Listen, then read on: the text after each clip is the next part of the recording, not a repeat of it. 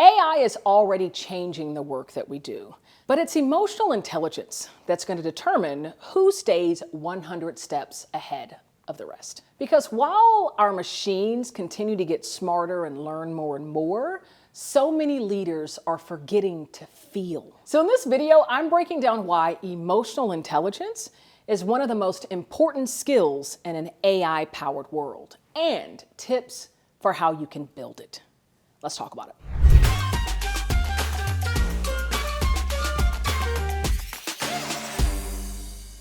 So let's start with what emotional intelligence actually means today in the modern world.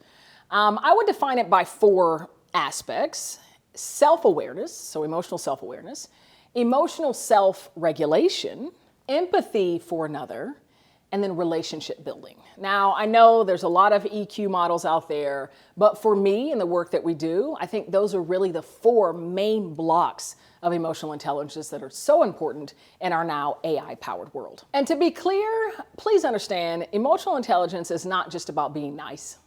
It's not just about being able to talk about somebody's feelings just so they can then shut up and go get the work done. Being emotionally intelligent is really what's going to set you apart from the rest. It's your ability to stand strong in high-stakes situations.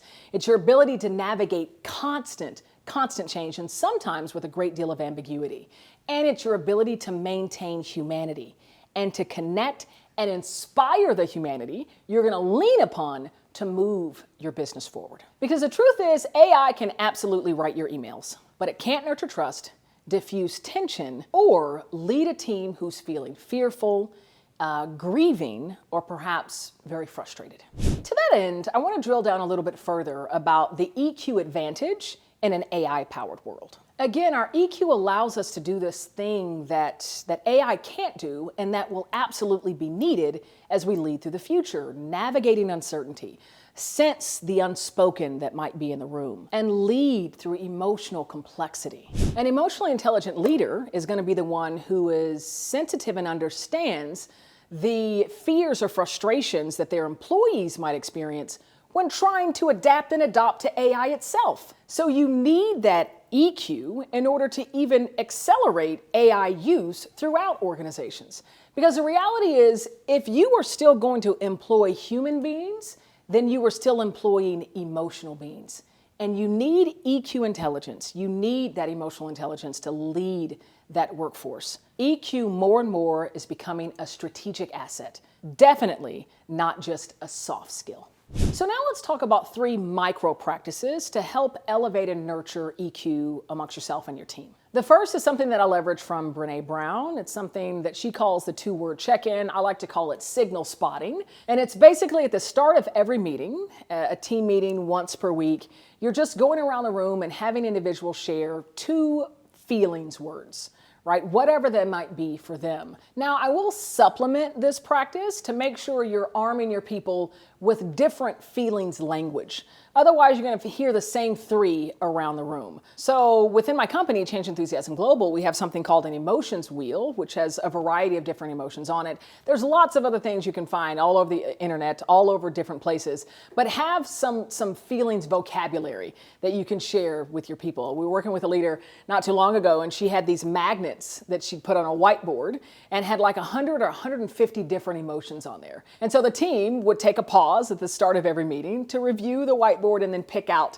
the feelings that they wanted to share for the meeting. So again, you're increasing emotional fluency, naming the emotions, and normalizing feelings language. The other practice is to reward curiosity over certainty. So what that looks like is celebrating questions faster than you celebrate answers. When you hear somebody ask a question, when you hear somebody say, you know, I'm curious about this, you know what this makes me ponder, celebrate that, thank that, express appreciation for that, because you want to see more of it. And the final practice is something that you can do, which is emotional modeling or role modeling. That's you taking ownership for the emotions that you bring into the room. I believe, having worked in corporate for 15 years, leveraging my degree in chemical engineering, going up and to become an executive, and now working with executives all over the world with my consultancy, oftentimes within these cultures, there's an expectation that the higher you go up the hierarchy, the higher you go up the ladder, the less you can express feelings that aren't positive. perceived as positive. The joy, the excitement, the gratitude. You can't talk about fears and frustrations and anxieties. It's often unspoken, but yet it's still kind of this rule. I want to bust that. I want to bust that wide open. There is such power as you get higher in an organization, naming and taking responsibility for the energy that you bring into a space. And it's not necessarily stepping into a meeting, saying I'm furious, and then just being rude and being loud and angry about it, but rather I am feeling a bit angry today. It doesn't have anything to do with anyone in this room. There's something that happened earlier. So I just wanted to name that emotion, that it's here with me, so that you're aware of it as we move forward, right? This is about taking responsibility for that energy. And even still, sharing, this is what I'm choosing to do with it, right? So I'm processing what just happened. I am moving through this anger, but I just wanted to name it just in case y'all sense that from me. Know that it is not you. It is not having to do anything with you all. So there's power in that. And that's role modeling, giving name and language to emotional energy. And when individuals see you doing it, it will feel that they have the permission to do it themselves. And it creates huge opportunity for authentic connection and really people feeling empowered to bring their true authentic selves. And with that comes their best ideas and their best performance. Before I go, free, don't click away yet because it's all for free. There's a link below. You get a free copy of a chapter of my book, Change Enthusiasm, How to Harness the Power of Emotion for Leadership and Success.